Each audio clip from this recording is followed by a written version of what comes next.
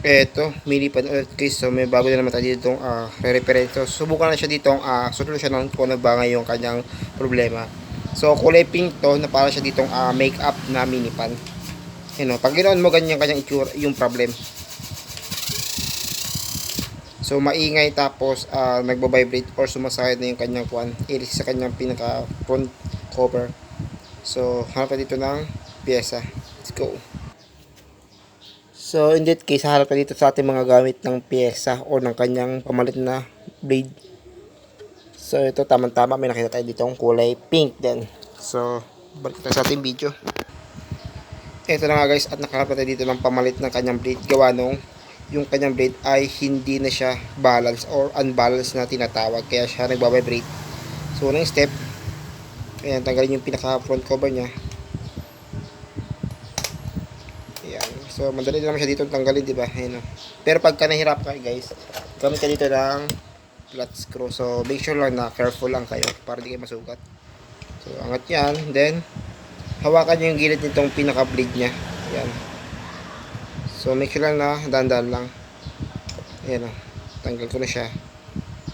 Ito yung problema niya at ito yung magiging sanhi kung bakit siya nagwa-vibrate.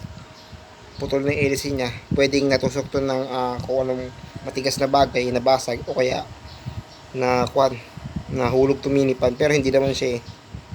Ayan, wala naman siyang halos gas-gas. Ang siguro problema to yung mga bata pagka gumagamit minsan, curious. Yung ganito mga tools o kaya stick, tinusok pero nakaikat yung pan kaya nabasag. Ito meron tayo ditong pamalit na blade. So tama-tama guys. Ito mga ganitong mini pan, mga ganyan, kung sira yan or sira siya, so hindi natin siya tinatapon. Yung mga ganito kasing blade, tinatabi natin. Parang ganyan, no? Sira yung kanyang ayan, papalit natin to. Pink. So, check natin siya. Ayan, so, sakto rin din natin yung kanyang butas dyan. Tapos dito. Ayan. So, yung kanyang pagpupush, sakto lang. Huwag masyado maigpit.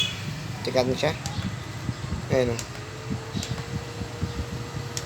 Tapos lagyan na rin natin yung cover niya. Ito yung kanyang cover. So may mga clip yan pang silbi niyang lock. Kaya dahan-dahan lang para di siya masira. Sa pagbabalik guys, ganun lang din. Papasok mo lang din yung niya, cover niya. Yan o.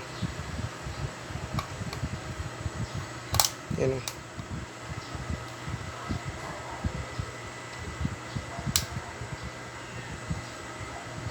Ayan. Ito lang Yan. So pagka ganito ayaw siya, tanggalin mo ulit. Yan. So balikin mo lang siya. Nasira na pala yung lock. So pasensya na. Yan, nasira siya. Ito yung sasabi ko sa inyo na dahan-dahan lang. So pagpasensya nyo yung gawa ko. Yan.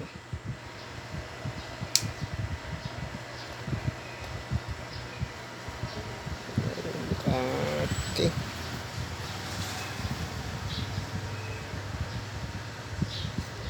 So okay na yun guys, ayan na. Ayan, gumagana naman siya. Yun nga lang, medyo na tabing siya o bukas pa siya. Ayan, so pag bubuksan nyo ulit yan, patayin nyo muna. So ayan, nabasag na yung pinaka-isang lock nya. Tama naman siya. Oh, may uka pala dyan guys. Yun, may kanal dyan. So ito pa rin natapat nyo. So sorry, hindi ko napansin. Pit na siya. Ayan, di ba?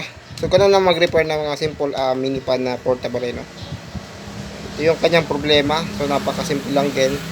Basag na yung pinaka blade niya, yung pinaka wings ng blade niya.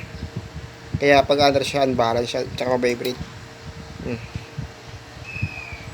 Ayun, nagana na guys. So yun lang po. Maraming salamat. Thank you. Bye-bye.